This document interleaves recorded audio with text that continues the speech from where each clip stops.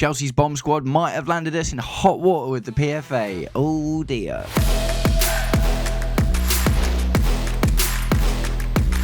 Welcome, Blue Believers, to another episode of the Stamford Sync, where we are syncing up with everything Chelsea FC.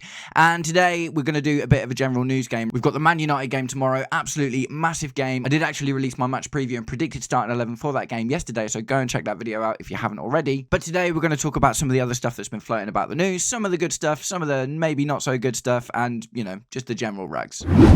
But guys, before we get into it, if you are enjoying the content and would like to see more, please do me the distinct honour of liking and sharing the video, subscribe to the channel, or just roast me in the comments, whatever gets you through your day. Right, so we'll start with the bomb squad stuff. So what we know is after managing to shift 20 players last season, right? 20 players, man. That is crazy.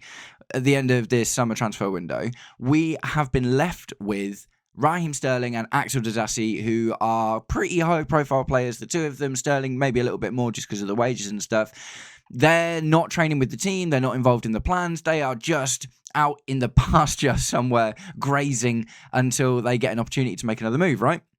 So, we've had bomb squads before, so I'm surprised the PFA are looking at stepping in right now, but supposedly the PFA are looking into whether Chelsea are upholding their end of the contract situation. So, it's a bit of a complicated one, I think, really, because like I say, this kind of thing has happened before. Ben Chilwell was in the bomb squad for a while. Do you know what I mean? We've had bomb squad players quite a lot who don't train with the team. Obviously, not from Chelsea's side, but Garnacho very nearly ended up in the bomb squad at Man United, so would the PFA have looked into that if he hadn't come to Chelsea? I'm not really sure. So pertaining to Raheem Sterling and Axel Disasi in particular, the reason I think is a bit weird is because they both had opportunities to move and they turned them down, right? Raheem Sterling categorically basically has stated he wants to stay in London.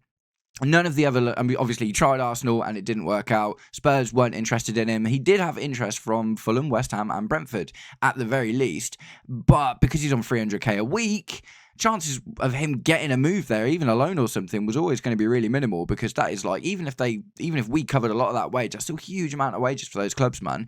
And Raheem Sterling categorically came out and said, I don't want to go to Turkey, I don't want to go to Saudi Arabia, and I don't want to go to the United States. I don't want to go and play in the MLS. So, okay, fair enough. So you stay. He already knows he's not in the plans. It's not like he's going to get reintegrated into the squad, because he's not exactly a Maresca type player. He doesn't have the pace to play on the wings and, you know, be that really byline hugging winger that Maresca looks for. He's not going to be a centre forward, and he's not getting anywhere near the centre attack when you've got Cole Palmer, Esteval Willian. So, you know, I don't know what else there was to expect, really. Is it necessary for Chelsea to force him back into at least team training? I guess maybe that's the argument. I guess, yeah, okay, that kind of makes sense, I suppose. But like I say, this isn't the first time we've seen this kind of thing, so I do find it a bit bizarre. Also, pertaining to Axel Disasi, similar situation. Axel Disasi had like 3 Premier League offers. Do you know what I mean? I know at the very least at the end of the window, West Ham were interested in him. Wolves were interested in him for ages. There was talk about Bournemouth as well. And he turned these moves down because he wanted to go back to Monaco. But we only had one international loan spot left. And obviously we used that for Nicholas Jackson to go to Bayern Munich. So these guys are turning these moves down, do you know what I mean? And there were possibilities for them to get moves and to move on and stuff. So, contractually, I guess I don't know where it stands, but at the end of the day, they're not in the manager's plans. I guess the argument could be that they're not even training with the team, and maybe that is where the issue in itself lies, because, you know, they're not keeping match ready or whatever because they're just kind of training away. Disasi maybe had a little bit more chance of getting back in the team than Sterling did, just because of our defensive issues. But the fact that Maresca wants to work with a smaller squad, like we've seen similar things from the likes of Pep Guardiola, for instance, who's like, I want to work with a smaller squad, having too many players is bad for me, yada, yada, yada, yada. So tell me what you think about it in the comments, guys. Do you think that this is a potential problem that we're looking at? Like I say, it's not the first time we've had a bomb squad. Raheem Sterling is a reasonably high-profile one, and his contract is until 2027. So if we don't sort something out with Sterling soon, I guess it could start to get messy. Axel Disasi, I feel like, will be reasonably easy to shift in the grand scheme of things when the focus is on him, right? Because like I say, we shifted 20 players. We actually nearly had a 3-man bomb squad as well, because David Datro Fofana, I think, got a move to Turkey. right at the end of the Turkish window, which closed on the 10th of September, I think it was. So it was nearly a 3-man bomb squad, but it ended up only being 2. So yeah, tell me what you think about that, guys. Sterling and Disasi. As far as Sterling goes today, I've seen another rumour. I don't know whether the Scottish transfer window is different or whether they're talking about January or something, but there's been links with Raheem Sterling potentially and Celtic, which is, it's not London, but it's closer to his home than Saudi Arabia, Turkey or America. So maybe there's something in that, but I'm not exactly sure on the details, a little bit hazy. Either way, like I say, maybe Disasi could get back in with a couple of cup games or something if he gets reintegrated into the team. But if Maresca doesn't want to work with him, Maresca wasn't there when he was bought either. Do you know what I mean? Neither of these guys were Maresca signings. They were Todd Bowley signings. So I guess we're just going to have to see what happens with that one, aren't we? But from the news about players that we're struggling to get rid of, let's talk about something exciting about a player that we already own and is smashing it. So Giovanni Quenda in the headlines again for a stunning Champions League game against Kazakh side Kairat. I think it's called Kairat. Please correct me in the comments if I'm wrong about that one. But Giovanni Quenda scored an awesome solo goal and got an assist in a 4-1 demolition job of the Kazakh side yesterday. It's exciting, isn't it? It's exciting. It's another Esteval Willian type player, man, but it's almost even a little bit different because he's playing Champions League football. Do you know what I mean? And Portugal is definitely a slightly higher level than the Brazil teams are, for instance, and the general quality of the league. So seeing that Giovanni Quenda at 18 is getting starting time, like a lot of starts in a Sporting Lisbon team that's playing in the Portuguese league and in the Champions League, that's time to start getting excited about him, right? At the end of the day, it's another left-footed right winger. So, we're going to have a little headache, I guess, when he comes in. It might just be one of those, man, like maybe Neto ends up getting sold and then you've got Esteval and Quenda, or maybe Esteval ends up finding himself playing more in that middle spot. Do you know what I mean? It'd be really interesting to see what goes on with there. But at the end of the day, Quenda looks wicked. Really, really excited about him. He did well for Portugal under 18s as well on the international break. He was doing well there. There's lots of reasons to be excited about Quenda. So, it's one of those, isn't it? It's another Esteval situation. We'll have to wait and see what happens. When he joins us, he'll be like 19 years old, so still really, really, really young. In fact, I'm not even sure who's older out of him and Esteval Willian, but they are in and around the same age, do you know what I mean? So what we can't do, I guess it's not realistic to even think about it, is it? Like have 2 18, 19-year-old right wingers being your only choices. We'll have to see what happens with them. Maybe one, because I know Quenda can play on the left wing quite well as well, because he's done that at Sporting quite a lot, especially when Ruben Amorim was there. So maybe it's a case of he becomes like the depth winger and Esteval is right wing / centre attacking midfield. So again, very, very excited. Interesting to see what happens. We'll try to temper my expectations, but ultimately I'm just enjoying watching his development over the course of the season. And so let's get into a couple of little details about tomorrow night's game against Manchester United. So like I said, I did do my match preview yesterday. I released that yesterday. Go and check it out if you haven't already. I will pin it at the end of the video, so you can just click it, and you can, if you enjoyed watching this video, you can just carry on and watch that one as well, because more Stamford Sync is good for the soul. Cole Palmer looks to be okay. This is obviously, there was the press conference today. One of the questions was about Cole Palmer's fitness. It was a bit worrying. He's obviously just had not a reasonably lengthy layoff. I say that there was an international break, so it's been a couple of weeks. Cole Palmer was out with a groin injury that he picked up in a warm-up in the West Ham game, or just before the West Ham game, I think it was. So there was a bit of a worry there, and then we did the experiment for a couple of games of playing João Pedro in the 10. He was back for the Brentford game, scored a goal. Back for the Bayern Munich game, scored a goal, but there was a moment where he looked like he'd pulled something and he was rubbing that area, and it was a little bit like, oh dear, the last thing in the world that we need right now is for Cole Palmer to have a long-term groin injury. And according to a good friend of mine behind the dugouts, that is more than likely to do with the amount of football that he's been playing, not necessarily just an injury like Liam Delap's, which was a bit of a freak hamstring job. So Maresca said he's okay, and he's probably going to play the Man United game. So, maybe it's a case of he just can't play 90 minutes at the moment. We've seen a lot of that with, Reece James coming back from injury and Romeo Lavia and stuff as well. Obviously, Cole Palmer's not been out for anywhere near as long as those guys were, but maybe this is kind of going to be the case, right? Maybe it is going to be a case of Cole Palmer can't do 90 minutes at the moment, so we've got to win it in 60, so then we can replace him with someone else and keep him fit for the next game. The other interesting thing is pertaining to my predicted starting 11 as well. I'll link that video at the end of this one.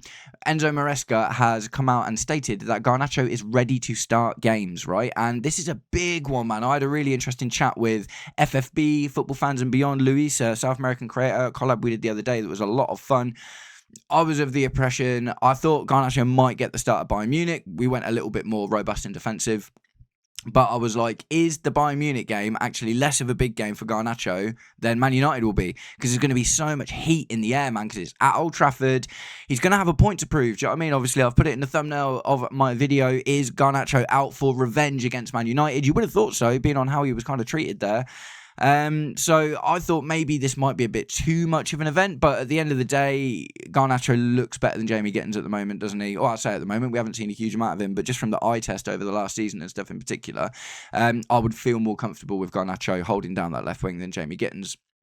And Maresca is kind of coming out back in that as well, isn't he? So it's going to be really interesting, man. It's going to be really, really interesting. Garnacho is going to have a point to prove if he scores. I did a live stream with the Blue Lounge after the Bayern Munich game the other night, and they asked for predictions at the end. I went completely cavalier, and I said 3-0, Garnacho hat-trick.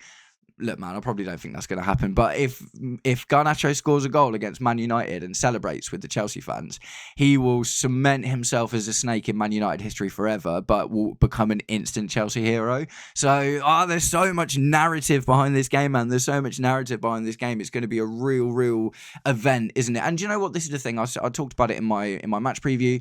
Man United is always a difficult game. We haven't won at Old Trafford since 2013. 13 years. That is absolute madness. That is crazy how long that's been. Obviously, we've beat them at home and we've had draws and stuff, but we haven't had a win at Old Trafford in 13 years, and we've got such a young team at the moment, and we're maybe going to be throwing Garnacho into the fire with that one as well. Oh, it's a little bit worrying, isn't it? It's a little bit worrying. It's an absolute must-win game, man. It's an absolute must-win game. Like I said, I won't go too much into the detail because I covered it in my match preview video, which you guys should absolutely go and check out.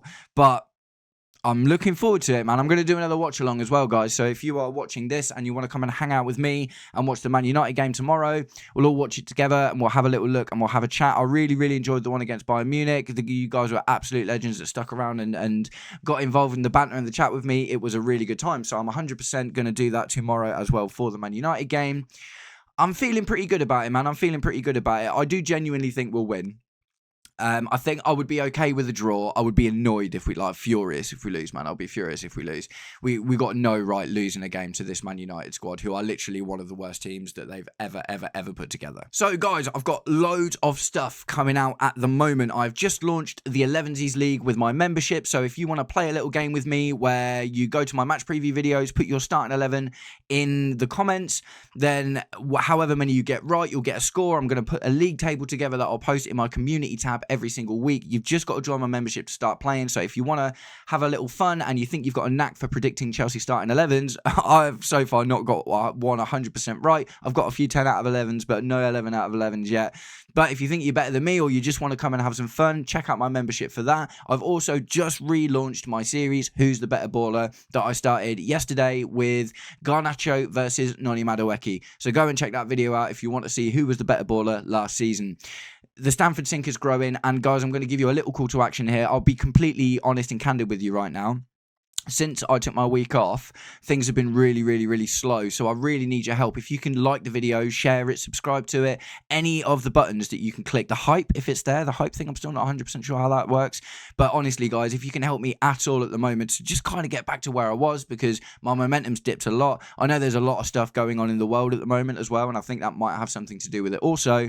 And also YouTube are changing lots of their algorithm stuff. I've noticed it across the board, like a few content creators at my level and a little bit bigger, we're all experiencing some sort of drop, and we can fight that with your help. So like I said, I don't do this very often. I don't like to be beggy about it, but at the end of the day, we are experiencing a dip at the moment. I am experiencing a massive dip and my content is struggling to get out there, and you guys can help me with that. So if you could give me a little click, just a little click-a-rooney on the old subscribe button, the like, the share, whatever it is, drop a comment, call me a moron, do whatever you like. Literally roast me in the comments, go in. It's all good for me. Right, nice one, guys. I'm going to keep this one reasonably short. I'm going to wrap it up there. I will be back for the Man United game tomorrow, doing a watch along, and then I will, of course, do my match review. And then on Sunday night, I'm pretty sure I will be joining the Blue Lounge again for another Sunday night live stream. So lots coming up, loads of stuff, loads of Stamford Sync stuff, loads of football stuff in general. Absolutely love it, guys. Really enjoying the community that I'm building. And thank you to all of you that just throughout this drop, you're sticking with me, you're commenting, and you're still getting involved and you're liking the videos. Really appreciate it, you absolute bunch of legends. I'm going to wrap it up there. Nice one, guys. I'll catch up with you all very, very soon. Take it easy. Peace.